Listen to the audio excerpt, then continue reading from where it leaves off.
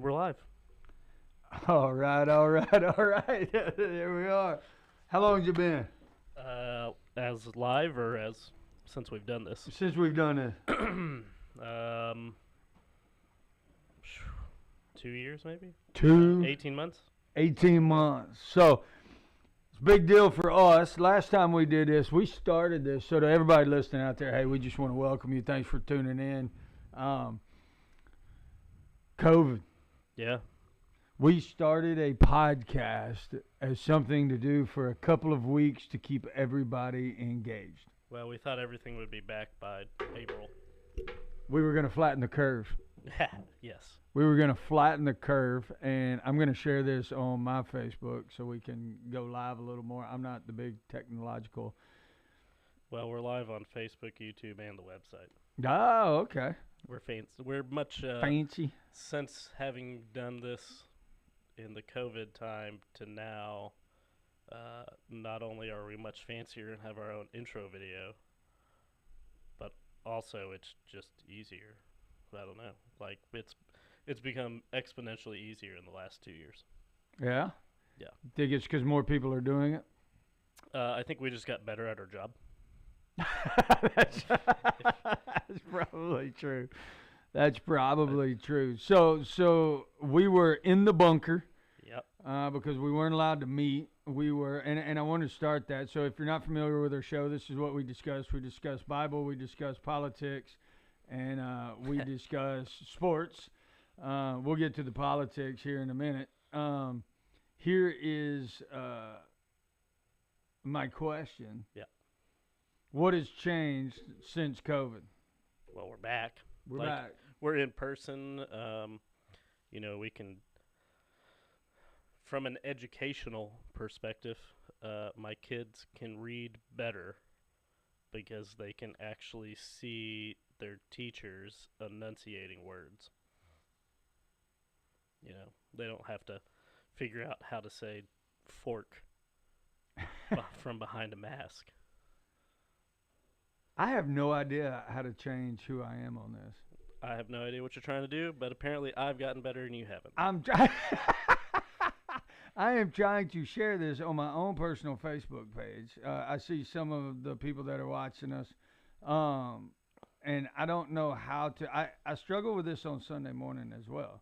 Is I go to the church Facebook page, I see us live, but I don't know how to switch over to share it to my own page, which is really annoying. I am not the technological guru. I mean, shocking. I still don't know how to help you. I don't know how to help myself, to be honest with you. You should be able to you should see the circle with the W. I see a circle with the W. Yeah. I click it, interacting as a page. Yeah. And it gives me the option to visit the group. That's all it gives me the option to do. I don't know. You'll have to tackle that some other time, I guess. Yes, I guess I will. So I don't. Elections happened last night. They did. Why did you vote for who you voted for? Like, what were your key issues? And the reason I ask is my phone's been blowing up all morning. I would feel like my main key issue was when I go to the grocery store, I come out with less groceries than I ever have before. And that is something that I go, gas, I'm like, when I was in college, it got up to like $5. So it is what it is. But groceries, I've never seen them, A, so scarce, and B, so expensive. I'll walk in, and it doesn't matter if I buy 7 items or 17 items, it's always $100. Oh, always. Always. You can't walk And out so under $100. I think that's my most important thing. And if you want to go, how do you help middle class America? It starts there. So I walked out the other day, and I don't buy meat because we buy neither do whole I. cows. We don't either.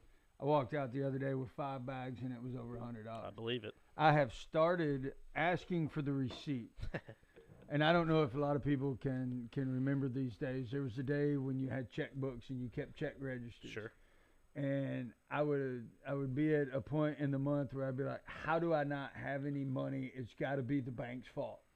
Absolutely. The bank screwed it up, right? Absolutely. Well, then you look at your bank account and you realize somewhere along the lines you actually, because the bank never really screws it up, right? Sure.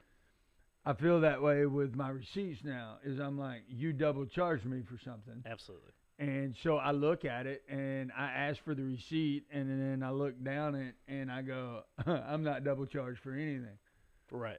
And I'm shopping at I'm not going to the Publix of the world. I'm No. going to the WalMarts or the Aldis No. or the trying to find the sales and the coupons. And Sure. Winn Dixie makes you feel better about it because they've got this point system thing. If you're a member of their whatever, but it's still $100. Oh yeah. I mean, we have almost exclusively started shopping at Aldi, where I have to get my own. I have to pay 25 cents. I get it back if I return my cart, Mm-hmm. and you have to bring your own bags.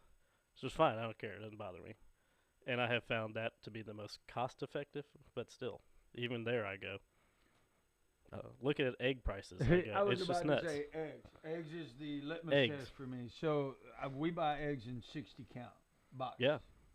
And 6 months, 8 months ago, they were $3.98. Sure. I walked in the other day; it was $17.50. Ridiculous. Okay, so this is why we voted. Yeah. Right. Well, that would be the main reason I go. Obviously, I'm not a huge fan of the current policies of the administration. I think he's very sleepy, Sleepy Joe. and I don't how anyone. I used to feel like I would be excited for my kids to meet the president, and I can't say that. Well, I used to want my children to go into the military. Sure. And I would absolutely advise them not to. Sure. Now, let me ask our listeners in the chat, if you have a chat, whether you're watching on Facebook or not, if you're watching on social media, in the chat, answer this question: what is the number one issue that you're voting for? Because what I found, I'll be honest with you, I woke up this morning, my phone's actually been blowing up. I got my first text at 5:30. I'm going to tell you this. So I very rarely watch or finish a late Alabama game. Oh, sure. So Alabama LSU, I was in bed by third quarter. I get up on Sunday mornings at 3, 4 in the morning, so it's not conducive for me to stay up till 10 or 11 o'clock at night. Which I go No. to bed early anyway, but I go to bed in the third quarter of the Alabama LSU game. I roll over 3, 4 in the morning. I look at my phone. I'm like, yeah, or I'm like, boo. Sure. That's kind of Yep. how I deal with Alabama football. Huge Alabama fan, but I felt that way this morning. I rolled over about 5 o'clock, and I grabbed my phone and I looked, and all I saw was not what was expected. And I'm like, uh-oh. Well, you say that, but you think 90 days ago there would have been any talk of a 52 majority for the red? Like, no way. Right. They were expecting to lose. To lose. And we're going to wind up with it split, it Split. looks like. Because Arizona's going to go down. Sure. Nevada's going to go. It's going to come down to Georgia again. Right. Which isn't looking good for Herschel. No, it's not looking good for Herschel, but it looks like it's going to come to a runoff again. Yeah. We'll take the House. Right. But at the end of the day, I woke up this morning and I was disappointed, and here's why. And I've had this conversation, is we're at the absolute worst economically we've been. I'm 47 years old, so in the last 40 years, so in my lifetime basically. Sure. We're at the worst economic time of a nation, and we have decided that social issues are far more important, and that frustrates me. Sure. It does. It frustrates me. Now, we don't bump into it as much in Alabama No. or where you're from, Texas, which, yay for Abbott. Everybody's like, oh, it's going to be the year Texas turns dim. There's just. But you're just not going to, it's not going to happen yet. And with the Latino vote shifting over to the Republicans, it's not. If they could have put up somebody better than good old Beto, then maybe they would have had a chance. It does amuse me how they keep going back to the same well. Stacey Abrams lost, she lost again. Beto lost, he lost again. Well, Christ has lost as a Republican, an independent, and a Democrat in Florida. And I go, at some point, you kind of go, it's time to change some things. Sure. But they haven't, which is fine. And what you're about to see in the next presidential election, I think, is some of the same old, same old. Well, we're waiting, 6 more days for an announcement to see if he decides. He's going to hop back on. I mean, Trump's going to run. Biden's I hope he doesn't. That's my prediction. I'm calling it. Biden bails out, and it's going to be Gavin Newsom and Hillary Clinton, and it's going to be Donald Trump and DeSantis and Ted Cruz. Ted Cruz always runs. He really? Oh yeah, he does. Well, he's the Beto. He's the Beto, but I like Cruz. But he always runs. He always runs. And so it's just kind of that, you know. But I'm curious, how did you wake up this morning? Or does anybody even follow politics anymore? Is it such a dog and pony show at this point? Does it really matter? Because the split government, I think it's... I mean, at the end of the day, nothing's going to get done. I think it's less people are following politics and more they're following parties. Valid. And so people are excited that the Dems haven't lost. And I go... Can you turn the volume up? I have my phone volume all the way up and can barely hear y'all. So we got a volume issue. How about now? Can you hear us now? See, we are paying attention. Well, see. I mean, I can bring the volume. See, we can go like this. Oh, that's too loud. That should be it. Well, and I think for me, I've had this conversation with 4 different people this morning, from literally North Carolina, Texas, Alabama. So southeast, but 3 different states, all saying the same thing. Sure. I sit here and I wonder, as a church, right? So we're back row pastors, so we're going to talk church and politics and sports and all that good stuff. I'm not going to beat a dead horse, but we just had a huge election, which we're not going to find out the answer to until Friday anyway. But at the end of the day, as a church, right? Where's the church in politics anymore? I feel like we bought into this lie that we're supposed to be quiet about it, because if you start talking about politics, it makes people really, really nervous. And you know, there's a truth and grace aspect to it. We've got to stand on truth of Scripture, and we need to have grace for those we're trying to reach, who may live a different lifestyle. But at the end of the day, we don't need to compromise our positions based on Scripture. And so what I'm seeing in this election is it has the 2 major issues are inflation, which we talked about, the prices of fuel and food. And like I read an article the other day, most people are living Friday to Friday, meaning paycheck to paycheck. For sure. And we haven't hit winter yet, which in the New England states, which are voting huge blue, what they're doing is they're running out of fuel. And normally they would get the fuel shipped in from Europe, who is running out of fuel because of the Ukraine-Russia mess. And so I sit there and I go, we're about to be in trouble in February when it's cold and people, sure. You know. If it would actually get cold. Yeah, if it'll actually get cold. I mean, it's 83 degrees. And I almost jumped in. I told Cassie the other day, I said, I turned the AC on. It's been ridiculous. And I thought about, if my pool wasn't green, I would jump in that right now. Sure. Because it was that warm. I'm like, this is insane. It's November and it's 82 degrees. Ridiculous. So, but when it gets cold, you're going to have heating issues. You're going to have electric bills, and people are going to have to decide, do I turn my heat on or do I eat? It's a little bit like, do I turn my AC on or do I eat in the South? Right? Sure. Same concept. So you've got a major voting bloc who's voting on economy, and then you've got this other major voting bloc that's voting on social issues. Abortion was a huge issue. Yep. By all metrics of all pollsters who got everything wrong again. But the 2 biggest issues were inflation and abortion. Yep. And what we're seeing is social issues are as big of a deal to our country as inflation. And that bothers me. Why does that bother you? I guess I don't understand how you can say... First, I think when you're talking about the church and politics, I think people look at the church and they expect you to back somebody, and I don't think that's necessarily the case. Yeah, I don't back a party. I'm actually registered as an independent. If there was somebody who was in line with my moral values, well, sure. You know, if there was the perfect candidate out there. Well, yeah, and I believe there is. There's a perfect candidate. It's sure. It's me. Oh, yeah? Yeah, I would be the perfect candidate because all of my opinions are correct. It's like another frustration I have is I am a huge Alabama football fan. Okay?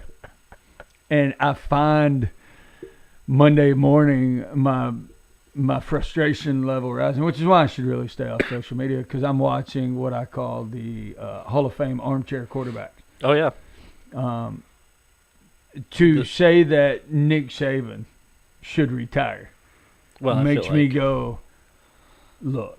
What comes behind him is what's scary. Well, let's look at Nebraska. Oh sure. If you're a football fan, you realize that Nebraska many years ago fired a 10-2 coach. And I remember the comment was, our expectation at Nebraska is championship. Sure. And I'm like, yeah, you can have that expectation. Sure. 10-2. So we're going to let a 10-2 coach go. I made the comment they're about to go into the valley of irrelevance at Nebraska. And let me ask you, where is Nebraska football right now? Where are they? 3 and something probably? They're irrelevant. No, nobody's talked about them. A blue chip program is irrelevant. They were big, like in the 90s, I remember. They had Ndamukong Suh, I guess was their when their last big rush was. But they got rid of a 10-2 coach, and now they've gone through coach after coach after coach because their expectation was unrealistic. Sure. The University of Alabama, I look at this year, and I mean, you can argue, are they playing as good as they normally do, or are they dominant? You made the comment the other day. I said, well, we don't have a receiver that can separate and is da-da-da. And you said, no, we have normal receivers now. Right. Which we've lived in this world of, when you look back over the last 3 NFL drafts, first-round drafts, 5 players almost every year. Sure. And it's like, how do you replace? Most schools can't replace that. No. And Alabama has... I mean, we're going to have 2 of the top 5 draft picks this year. The best thing going for Alabama, it will be that they have this great transfer portal, and they know how to recruit out of it. Somebody like Jimbo, he's afraid of that. He said it. He's afraid of that transfer portal because his number 1 class that he had, there's no way they're still buying into that program. No. And he's about to lose a bunch to the transfer portal. A bunch of them. And I'm sitting here Monday morning and I'm reading all these articles about Alabama and all these Hall of Fame armchair quarterbacks. I'm like, we've lost 2 games. So in 4 games this year, there's been 4 points. Right. We won Texas. We won Texas A&M. Sure. We lost LSU. We lost Tennessee. Field goal changes dynamics in Tennessee. Extra point changes the dynamic in the LSU game. We could easily be 9-0, sure, but we lost 2 of those 4. Again, I feel like a lot of armchair quarterbacks who will never step onto the field and coach in their life. It's easy to hindsight, and that's what I feel like about politics as well. Because if they would just listen to me, we fix everything, right? Well, that's the idea. Well, I mean, again, I feel like politics is very much hurry up and then wait. But when's the last time you felt like any solution coming from either side has benefited you as a person? Like you specifically. I do like my gas being $2. Sure. I like Trump's policies on fuel and energy, and I cannot fathom why we would be begging Saudi Arabia or Venezuela or Iran or Russia or pick your country. Why we're begging them for fuel? We should be an exporter of fuel. You would think. You would think, because we have enough, and so it's domestic policy that changes that dynamic. So that frustrates me. I love the policy of having energy independence and not relying on the cartel. I also like my eggs to be $3.98, 60 count over $17. Oh, for sure. And so that's what I vote on. But what I feel like changed the dynamics yesterday's vote as I'm looking across and watching it, because I sat up last night again until about third quarter and I went to bed. But I'm watching and I'm going, abortion is as big of an issue as the economy. And as a pastor, that really makes me go, we are absolutely, and I've been saying it for about 2 years, but I feel like this election proved me right. We're in a post-Christian world. Oh, in America. Well, yeah, you would. I would have thought post-Christian nation more than. Well, I guess this would be. You're probably correct in going, this is the beginning of being in a post-Christian. I mean, all the statistics point that direction. I was even talking to my mother-in-law the other day, and she had said it would be nice to be known as a Christian nation. And I went, huh, what an interesting thought of going, America is just not known as a Christian nation. People are sending missionaries to America now. Sure. I was talking to a buddy, I'm not going to say his name, but they just went on a trip to like Canada and some places like that. And he sent me some pictures of these huge cathedrals. Oh, yeah. I don't know if you've ever been to Europe, but you see in Europe all of these big, like Michelangelo, Sistine Chapel type. They're everywhere. It's like castles. Right. It's churches and castles over there. But it's all archaic in the past. The level of Jesus in Canada, the level of Jesus in Europe is minute. Now they've got huge churches, Sure. but they're museums really more than anything now. And I feel like America is trending that direction. Now we happen to live in a extremely red religious state. Sure. We don't bump into that a lot, but if you get out of your red bubbles and start going to the majority of America, church is just not that big a deal. And I would argue that COVID sped that process up. Absolutely. Sped it up. I don't even think we're at the beginning of being a post-Christian nation. I think COVID sped it up, though. Absolutely. I think we started sliding into that in probably the 60s and 70s. Well, I think you put in, there's an emphasis on online church. But the one missing thing that we haven't been able to figure out, and churches have desperately been trying to figure out, is how to close that gap to make someone who's sitting on their couch and watching feel like they're part of the congregation. Because they can be. But how do you get them there without them being here in person? And even in a technological world, talking to some people, even over here at the University of Alabama, which is a large business organization. Sure. They're losing people to the big companies like an Apple or a Google or stuff like that because everything has gone so online now that I can work for a New York City company. Sure.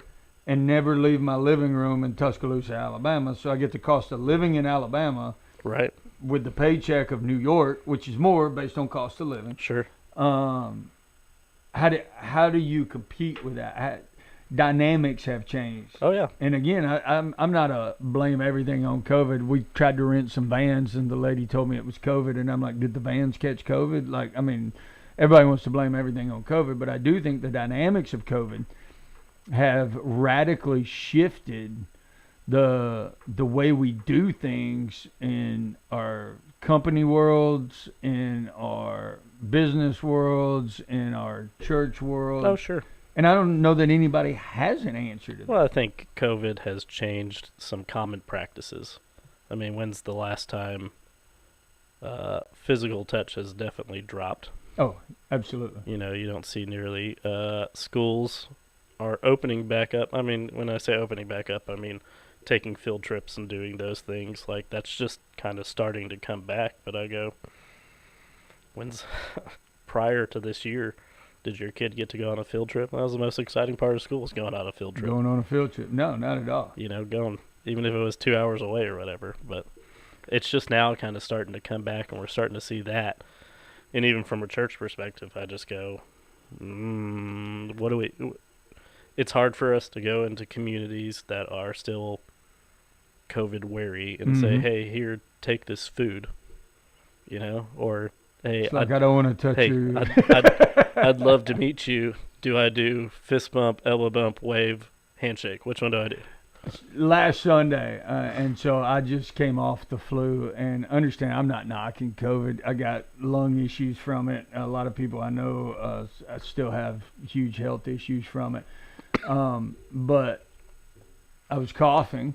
I got the flu, 2 weeks ago, inflamed my lungs. So I don't even know what, you know, I take enough pills to kill it, I guess. But I was standing in church Sunday and I was coughing, and not contagious, not anything, but you still watch the way people Rather than Oh, walk yeah. up and shake your hand, it's like, do I elbow Yep, bump? yep. Do I high five? Do I just wave? Do I, And so that whole world, I believe, masks caused us to not show emotion anymore.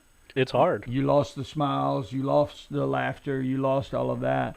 But I think post COVID, I sit there and you're absolutely correct. As a back row observer of behavior that we get a bird's eye view of, is people are still adjusting to, and I hate this term, it's a new normal. I don't even know what normal is anymore, but people are adjusting to that. How do we have interpersonal communication with the physical touch? Everything's changed. Yeah, absolutely. And that's just part of, that's part of life. Obviously, change is going to happen, and churches have to navigate that to be successful in what they want to do. So how do you navigate that? Well, yes, how do you? French fries are non-existent. See, that is what one voter is talking about. He was like, you can't get French fries. It is hard. There is a supply chain issue.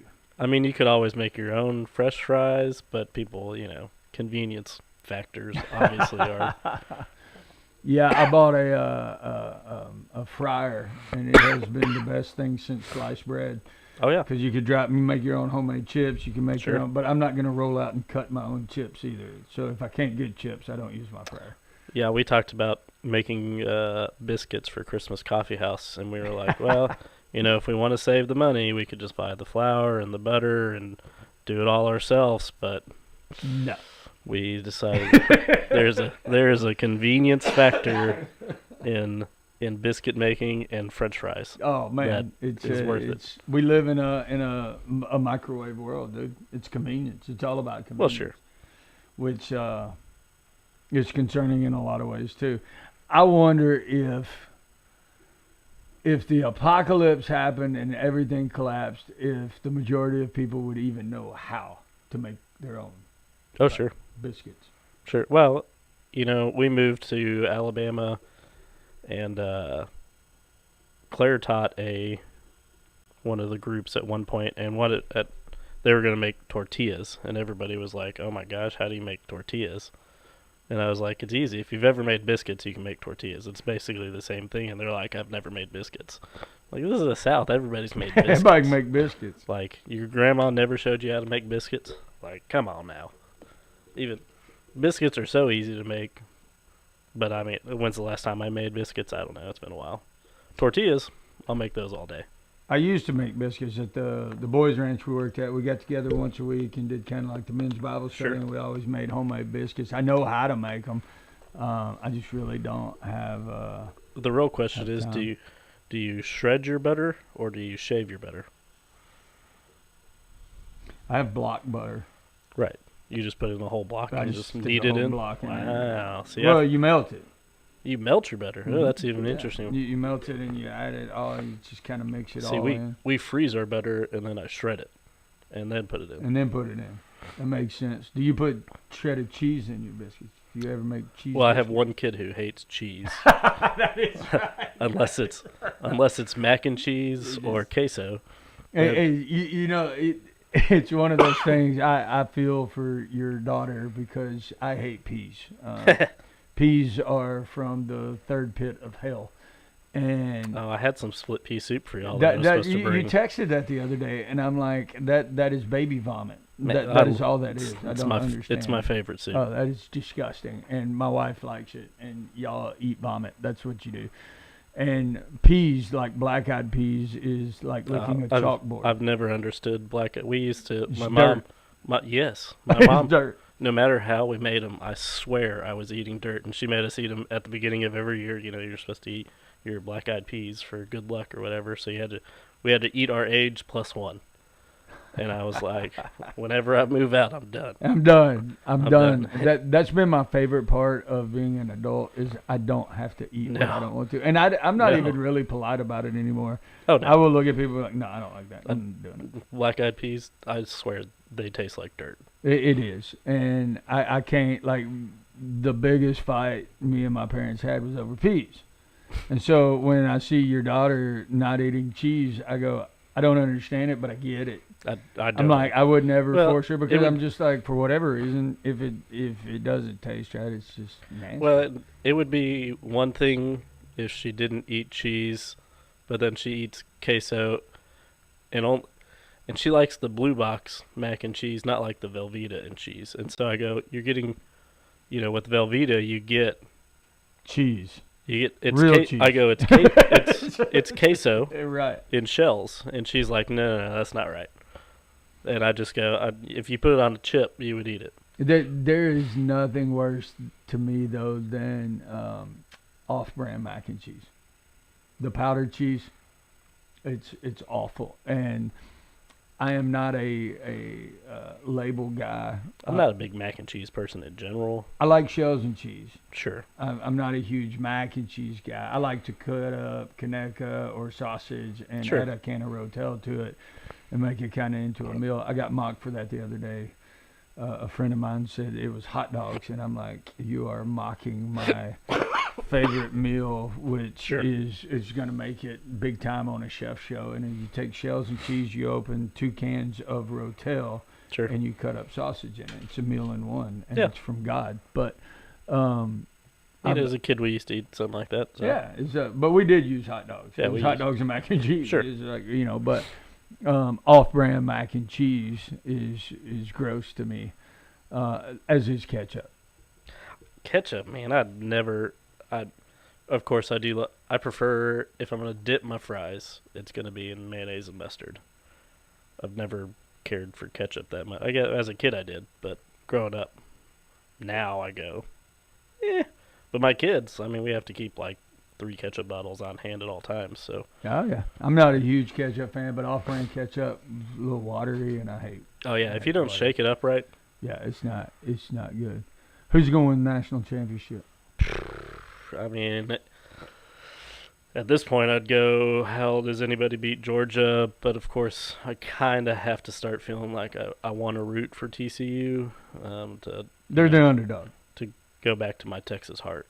Well, TCU is by far the underdog. Right Oh, well, now. yeah, for sure. And I don't really see anybody. Now, they may lose in the Big 12 championship. They'll probably have to play, Oklahoma State again or Baylor. I don't know how they break Well, down. I don't know. But they still have to make it through that. But the rest of their schedule looks pretty. They play Texas this week. That'll be a big one. that'll Texas be a has big looked one. much better. With Alabama being out, with Clemson being out, you Well, they start said- looking. Alabama still has a 51% chance to make the playoffs. I don't see how. I don't. Like, You're right. and college football is chaotic. LSU would have to lose to A&M. Yeah, I don't see that happening. A&M sucks, bro. Well, No, they're I- not good I in have- any capacity. having lived in College Station for, I don't know, 8 years, 9 years, something like that, I was never. The short amount of time I've lived in Alabama, I'd much rather be a Bama fan than I ever had the want to be an A&M fan. Well, we have some A&M people watching. Still got great friends in College Oh, Station, sure. but they'll even tell you this year A&M is awful. Well, they would. Now they'll tell you that. Yeah, at the But beginning of the year they were going to win the national championship. for sure. But Well, I mean, you get all the way up to 6. yeah, and you got the number 1 recruiting class in the nation, and you're ranked You- 6 you got- coming in preseason and high expectations, and you only win 3 games. You got 3 wins. One of those is against my alma mater. So Yeah, Okay. who's not even are they D1? next year, Next year they'll be D1. So of your 3 yeah. wins, 2 of them are not D1 schools, unless I'm mistaken. yeah, I'm trying to think of who they did beat. Did they beat Arkansas? No, Arkansas beat them. I don't even remember. Anyway, but you're paying a coach $85 million to win 3 games, and you come in ranked 6 with the number 1 recruiting class. The expectation's high. For But sure. I don't see them, unless LSU has a colossal meltdown, which is possible in college football, because at the end of the day, you've got 19 and 20-year-old kids out there Oh, sure. playing who, may have a bad weekend. But, I mean, look at Boise State all those years. I desperately wanted them to make oh, yeah, absolutely. the championship, and for whatever reason, I love the underdog story. they always Choked at the end. choked. It Well, was I mean, always. Yeah, I don't know if it was a choke, but everything always got blamed on the kicker. I mean, he did miss the field goal, but there's a wealth of. It's like things getting blamed on one penalty. I go, one penalty doesn't stop 49 points from getting on the board. Correct. Exactly. And that's what. So when I look at these people that are like, Alabama's got a 51% shot, I'm like, no. I mean, the stars would have to align so much. LSU would have to lose to A&M to even not go to the SEC championship, right? So you're going to have somebody from the West, and right now there's three-way tie: LSU, Ole Miss, Alabama. LSU holds the tiebreaker. They beat both teams. So LSU would have to lose to an SEC school, which the only one they got left is A&M. Then Alabama beats Ole Miss. Alabama goes to the SEC championship and beats Georgia, which I don't think they could do. And then at 10-2, do you take a 10-2 team over a one-loss team?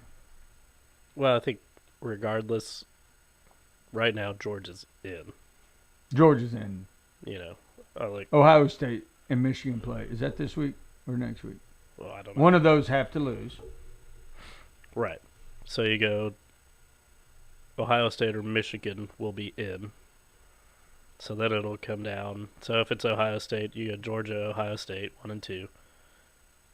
Do you take a one-loss Michigan and a one-loss Tennessee who beat Alabama over a two-loss Alabama? Well, do you say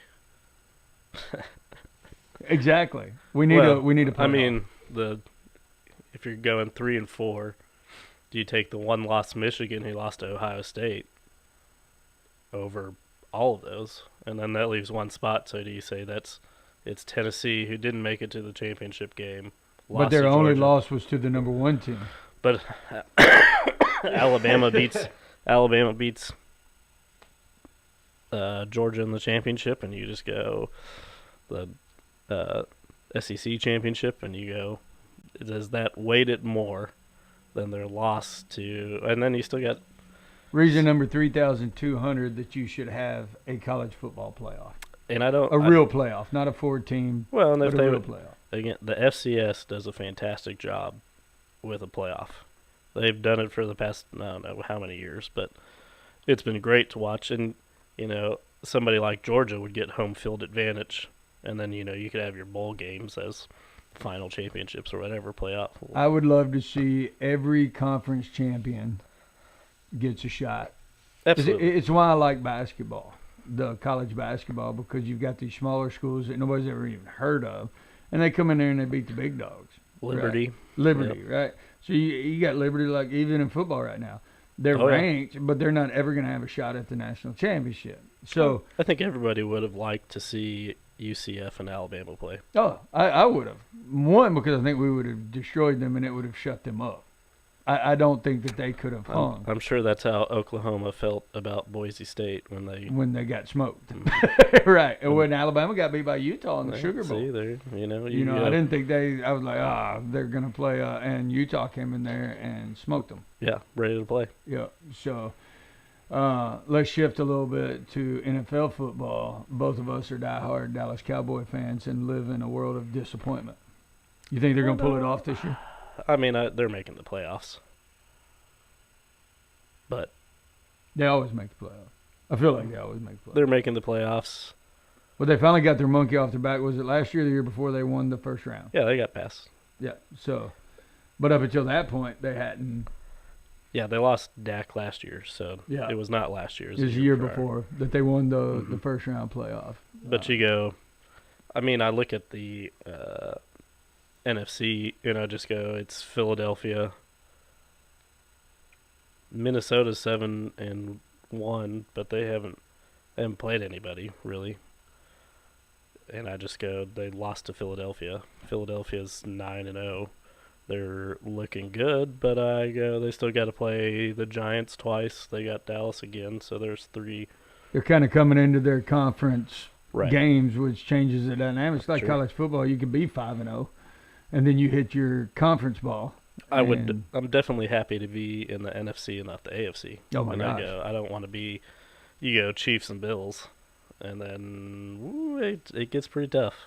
if there was ever stars aligning enough for the Cowboys to make a run, it would be this year. Packers I would think so. down, Packers are Buccaneers down. down. Buccaneers Gotta- may not. Got to worry about like San Francisco's looking better. They just got McCaffrey. And Huge move. Yeah. Changed their whole season. Huge Yep. move. Again, Had- and I've always liked Garoppolo. I think he's underrated.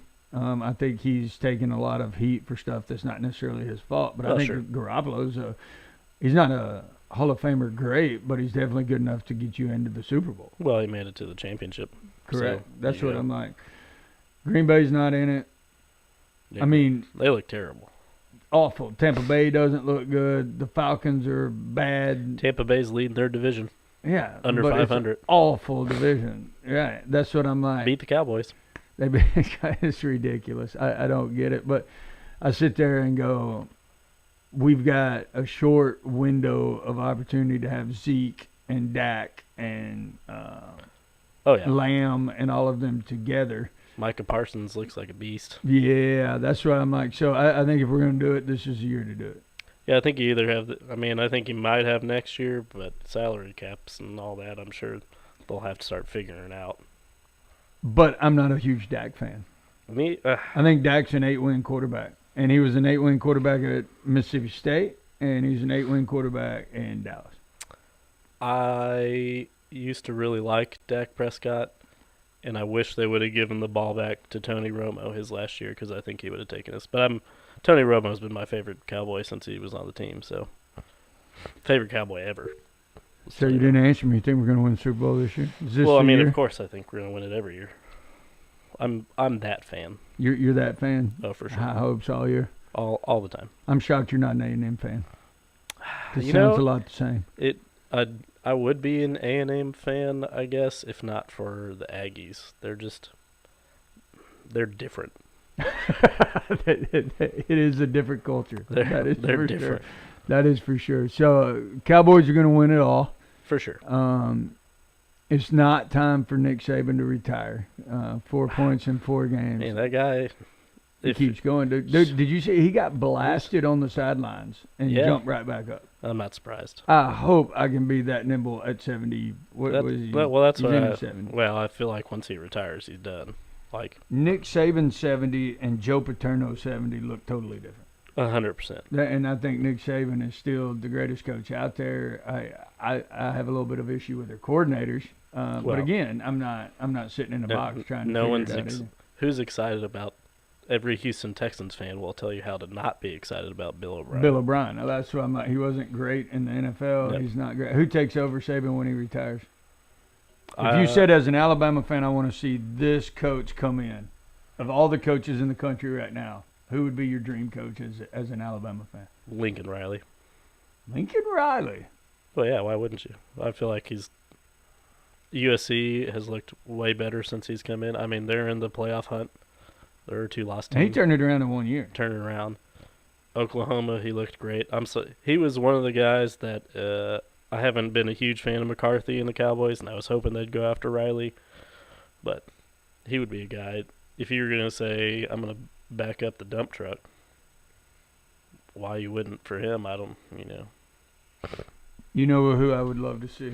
Lane Kiffin. I want Lane Kiffin. Yeah, I like he would the be my second one. I like the swagger of Lane Sure. Kiffin. I like I mean, he's a great offensive mind. I think he's grown a lot, through his mistakes. But Lane Kiffin to me is, I like that guy. I like how he pushes buttons, Yes, correct. and then when he wins, he remembers those moments. And the brings fact it back. that he trolled Jimbo Fisher Yes. with the clown thing, that was Mhm. a comment that was made in the summer. It was kind of Sure. an off comment that nobody really paid a lot of attention to, but the fact that he came back and was like, ah, Yeah, like I like that. It's Lane Kiffin's flamingo to me is what it is. But okay, so we've talked some sports, we've talked some politics, we've talked some church. Let me ask you a question Yeah. of this. Donald Trump says he's going to run. He's going to make that announcement next week. You think Joe Biden runs? well, I don't see how he can't. I don't. He can't get off the He- stage. I feel like he looks older. I already felt like he looked old as a vice president. And he felt old. outside looking in, I watch him now and I just go, He's Joe Paterno old. yeah, I don't. I mean, him and Trump are nearly the same age, so I go, how do you? I don't think he can physically do it. Yeah, I don't. I mean, you look at any president when they get in and when they get out, and just the amount of gray hair. If you look at Bush and Obama, when they sure. went in, the picture of inauguration and 8 years later, they aged 50 years. Yeah, it's a stressful job, obviously. Yeah, I mean, it's insane. So if Biden doesn't run, I mean, how do you not put if you're the You're gonna put Democrat Party? Kamala How on do you the not put Kamala up? she couldn't win California last I'm round. just- So. How do you not put the vice president currently up? Huh. Do you think DeSantis should run? Oh, for sure. I think he's riding a wave right now. I If- mean, he turned Florida. That was a wipeout. Like, not a wipeout in the fact that they lost. A wipeout's probably not the. He owned Florida last night. I would. He would be He my. turned Miami-Dade County. He would be my first choice. Would be DeSantis if I had to say, hey, this is the ideal Republican ticket. It would start with DeSantis. Who would his running mate be? If you could say, oh man, I'm gonna show number one. We're gonna put ourselves in a box. If you said, of all the politicians, like I said, with the University of Alabama, of all the coaches, if money was no object, who would you have? You said Lincoln Riley. I'm a Lane Kiffin guy. If you said in politics, this would be my ideal ticket: president, vice president. Who would it be? DeSantis and Crenshaw. Ah, If I That's had to interesting. choose. if you had to choose, I like Crenshaw. I want Crenshaw as the Secretary of Defense, Oh yeah. and I want Trey Gowdy as the Attorney General, and I want DeSantis and Candace Owens. That's an interesting thought. That's an interesting thought. I don't think she'd ever get into politics. I don't think she's making too much money. No. Why would you? Why would you? Like that, why Well- would anybody want to get into politics right now? They've talked about not getting into politics and how they feel they can create more change doing what they're doing now than they could as a politician. Do you think the church should be involved in politics? I think the church should be involved in politics in the sense of, I mean, you've said it multiple times, there's this moral and social issues that people are voting on, and the church used to be a guiding light in those issues. And so when it comes to politics, that's where I feel like we should be involved. I don't think we should be involved in picking a candidate and backing a candidate. But yeah, to say, hey, this is how the Bible says, here's your social issues. Here are your biblical backups of those social issues. I think that's how the church is involved in politics. But there's this mantra out there, and I think this is my biggest frustration. If, as a church or as a pastor, that you stand on those moral issues, and there's the messiness of truth and grace, right? Sure. We talk about that all the time. But there is this belief now that you should be quiet about politics and the church should have nothing to do with it. I don't consider abortion a political issue. I Sure. consider that a biblical issue. I Sure. don't consider gay marriage a political issue. I consider it a biblical issue. Sure. But we have this tension now within the church. Like, I made this comment twice this morning. I said, who's the evangelical leader in America right now? Like, usually there's some. So Billy Graham Well, you carried would've kind of said- that You flag, would have right? said, you'd probably say Franklin, his son, Graham, but But is he? Yeah, like I mean, I don't. He doesn't revolve in the circles I'm in. Like I don't hear much from him. I've seen a lot of stuff because it's Christmas now. We do Operation Christmas Child, Sure. so I see a lot of his stuff pop up now. But by and large, if you said there was one person that most pastors gravitate and kind of follow his lead, I can't think of one. Well, I would say it's probably more church group related. You know, you have like the Ark, and you have the Wave, and you have all the different The collection church planning organizations. church planning. yeah. Or I would think it would be more,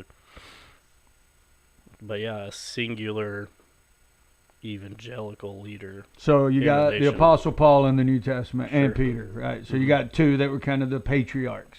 Who is Sure. the patriarch of the evangelical movement right now? Well, Huh. That's a good question. So without a leader, is that what has caused the, as you said, the moral decay of our nation? We don't have a leader championing the evangelical movement. I think I wouldn't say that's what's caused the moral decay. I think typically, I don't quite, being a dad now, I don't, the abortion argument is very much different than being a single guy who was messing around. Because I can't look at my kids and go, oh, I would choose you, and I wouldn't choose you. Can't look at my nephews and go, well, I wouldn't choose you, but I'd choose you. And I think that really is where it comes down, and I just go, how do you... Do you feel like your politics change when you have children? Oh, for sure. Across the board? For sure. Yeah. Yeah. I used to think I would give up 50% of my paycheck for the greater good. And then I realized the government doesn't know how to spend money. So that helped. And I had kids and went, man, sports and things like that cost a whole lot. Cost a lot of money. And usually when I have more money in my pocket, I can do better things for my family and for my church as a whole. I used to say, and I still believe this, kids come out of college liberal. Sure. And after their first child, they turn conservative. Sure. Because all of a sudden it becomes about paychecks and what environment do I want my child in. Absolutely. You know, it scares me to death. I've got two that are in high school. They'll finish out, but I've got a 10-year-old that I wonder, what does your wife is in education? Sure. Right. Yep. In administration of education, and I sit there. I can't imagine what being a Christian in the liberalistic culture of education is like. The pressure of that. Sure. But. And we'll get into this. That's a great topic for next week. Is what does the school look like? You know, what does? I think you'd be surprised. Well, especially I had a here lot of calls in from Alabama, I think you'd be surprised how conservative Christian driven they are. They are. Even when we moved here from Texas, I went, huh. They still have prayer boxes Sure. in school, which shocked me. Like my biggest eye opener, and understand Texas is very conservative. Texas is very church oriented. It is. Texas is very, but we were at a ball game. It was up in the north side area, and the umpire calls everybody out to the ball field, and he said, "All right, uncover, let's pray." And I start looking around like, "What? We can do that? Like, huh?" Sure. You know, I have the opportunity to go speak tomorrow at a local middle school for Veterans Day. And I asked, I was like, I'll be careful to not interject my Sure. pastor. And she was like, oh, you don't have to worry about that. And I was like, what? Really? Nice. And that is one of the reasons I moved back to Alabama is I believe that from a moral and a Christian, biblical-based lifestyle, that this is kind of Sure. some of the last bastion of that. Well, even I think your kids is Wednesday, but my kids is Tuesday. They go to their, whatever their. What is today? Today's Wednesday. That's on Wednesday, because this morning he was like, Dad, I got to be at school for Warriors. I think it's whatever they're. I don't want to mention the school because I don't want to bring. Paisley goes on Tuesday. Quinn goes on Thursday, and watching them be excited about it, and and it's nice that, you know, I've grown up teaching Paisley from a church perspective, and it's nice to have another adult who's investing those values into our kids. And I go, that's the importance of church right there. It's not the church that she attends; it's a different church. But I go, I love it. I didn't realize yesterday they and I heard my daughter and her mom talking last night about today, and they were posting stuff and the devotions and all of that. Sure. And I do love that about the school that she goes to. But I found out last night they a couple hundred students attend this thing. Yeah. Like, it's not like a 20. Like I had FCA and I think we had like 15. Yeah, like when there were donuts, it was up. Yeah, but, exactly. When it's donuts, but these are a couple hundred kids, and I go, way to go! Like every day. I argue that the moral fabric of America is in decline because we've taken Jesus out of the schools. Well, I think parents aren't doing, I just don't think there's as much of an emphasis on. I used to think people come to church for a wealth of reasons, but the two main reasons, number one being they're in a time of crisis. Number two, they're parents and they go, how do I teach my kids morals? And I don't think they're looking to the church as the moral leader. It used to be the light on the hill, and is the church that anymore? I don't know. So much infighting isn't the light on the hill anymore. That's where you go. You go and you sit in a church and you're there for a while sitting on the back row, and some people raise a stink and you start going, see, that's what I was talking about. You can't trust these churches. But it happens everywhere. Absolutely. I mean, if you go to Taco Bell, somebody's arguing. They're having drama. Yep. You go into the school system, there's drama. You go into the doctor world, there's drama. Absolutely. But it's exasperated in the church. Right. It's like people shine a spotlight, and it gives them the reason to step away. Well, I think people are shining the light because the church isn't being. You can't. If you shine a light on the light, then you shouldn't be able to see it, right? Right. And so I go, that's the church not doing its job of being the light, and going, hey, you come to church. A, it's the right thing to do, and B, you can take all the churchiness out of it, but it's become a better person. And I go, biblically, if we're trying to be like Jesus, he just was a better person. Even if he said, hey, he wasn't the son. If you want to make the argument that he wasn't the Son of God and who he says he was, even following his teachings, you're still going to be a better person. You're going to be a better person. Absolutely. So we've got to wrap it up, but next week, and I'm going to forget by tomorrow. Yeah, we should probably write it down. Write it down. I want to talk about Jesus in the schools. Sure. With the unique perspective of your wife is in that, and we do live in the Bible Belt, yep. And our school system looks amazing in that. But when you get outside of the Bible Belt, what does that look like? Sure. And then I want to talk about.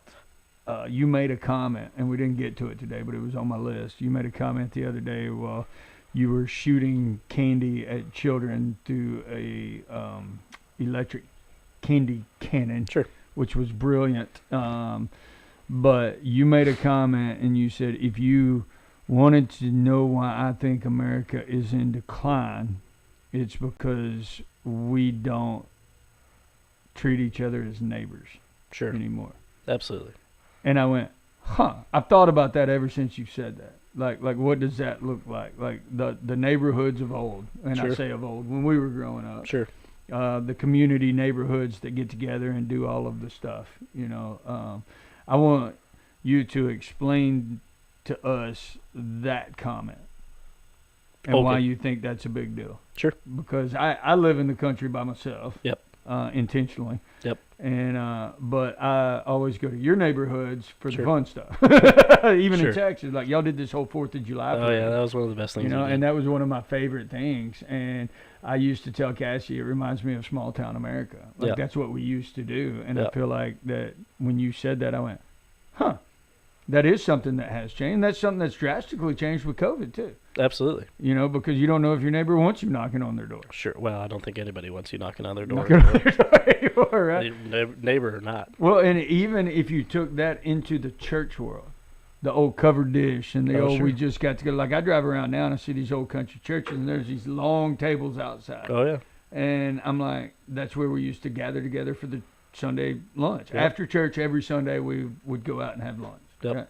We don't do that anymore. Nope. So we're going to talk about that next week. And before we go, I just want to remind everybody that tomorrow is Veterans Day.